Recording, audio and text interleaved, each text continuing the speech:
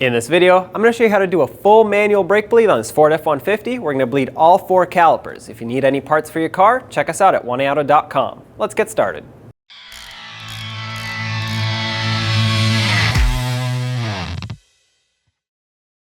Before you start bleeding the brakes, it's very important to make sure the master cylinder is topped off. Ours is, so I'm not going to add any fluid, but if yours is not up to the full line, add .3 brake fluid until it is full. Otherwise, if it drains too low, it could suck in air and then you have a bigger problem. To start bleeding the brakes, you're going to want to start at the rear passenger side caliper. That is the furthest away from the master cylinder and the ABS module. It's important that you take that into consideration because the brake lines will go from the master to the ABS and then to the wheels. So, having said that, we're going to go to the right rear. It's important to have a second person inside the vehicle that can pump the brakes for you. As they pump it up, you're going to want to leave this closed. That way air and fluid doesn't start shooting out here until you are ready. So go ahead and pump up the brakes. I'll have my helper pump them up a few times, and then once they're done, they're going to hold pressure on that brake pedal. That's going to provide pressure through the lines, and as we crack this open with, in this case, a 10mm wrench, fluid will start coming out. So make sure you have a collection bucket ready so that you can catch this fluid before it gets all over the ground. Okay, they're holding pressure. I'm going to open this. Air and fluid will come out.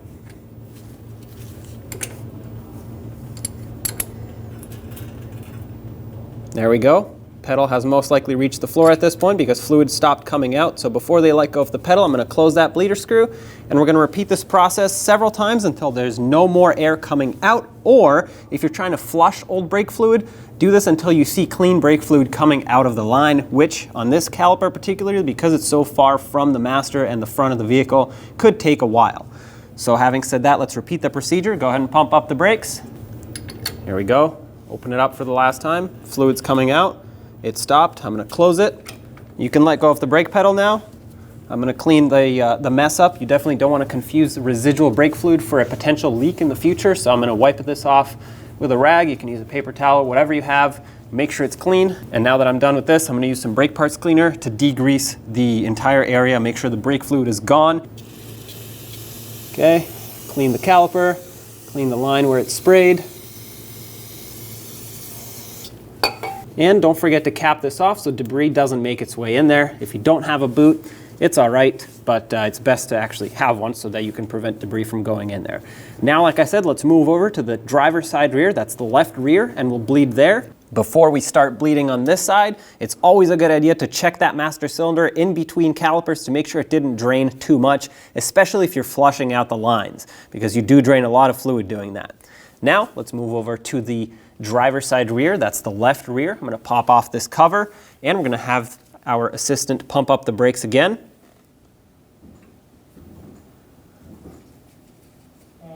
And after a few pumps with the brake pedal depressed, let's crack this open. Oh, there we go. We got some air out of that one.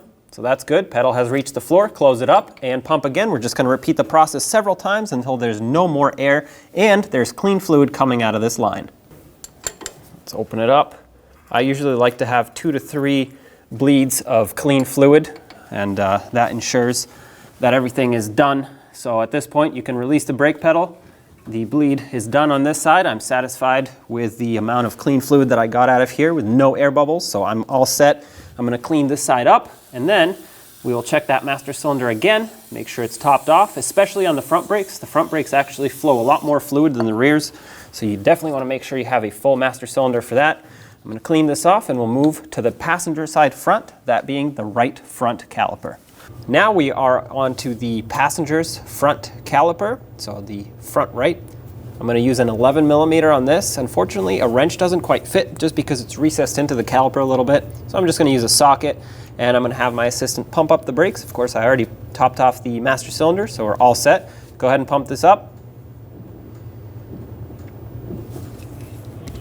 All right, holding pressure. So I'm going to slowly open this up. Keep in mind when you use a socket, well, it can start spraying all over, so be careful. Unfortunately, like I said, I cannot use a wrench.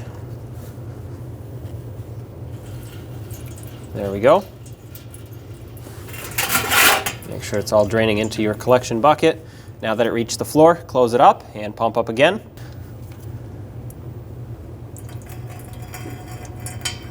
All right, that has reached the floor. I'm going to close it off. You can let go of the pedal now.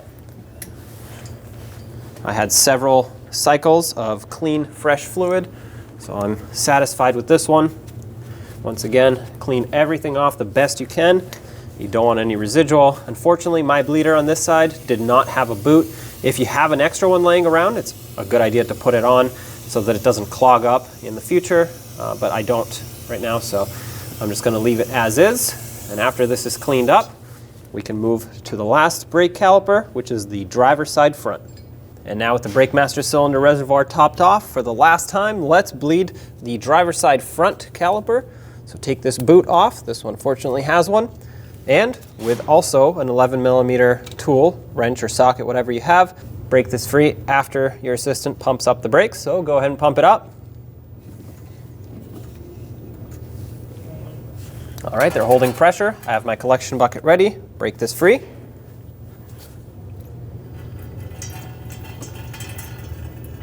And fluid stopped. Close it off, pump up again.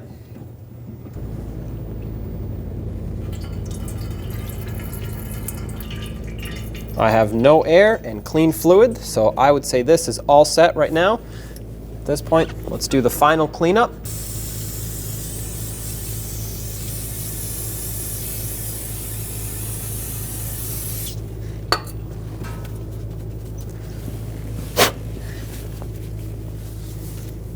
Cap this off, and now you can put your wheels back on.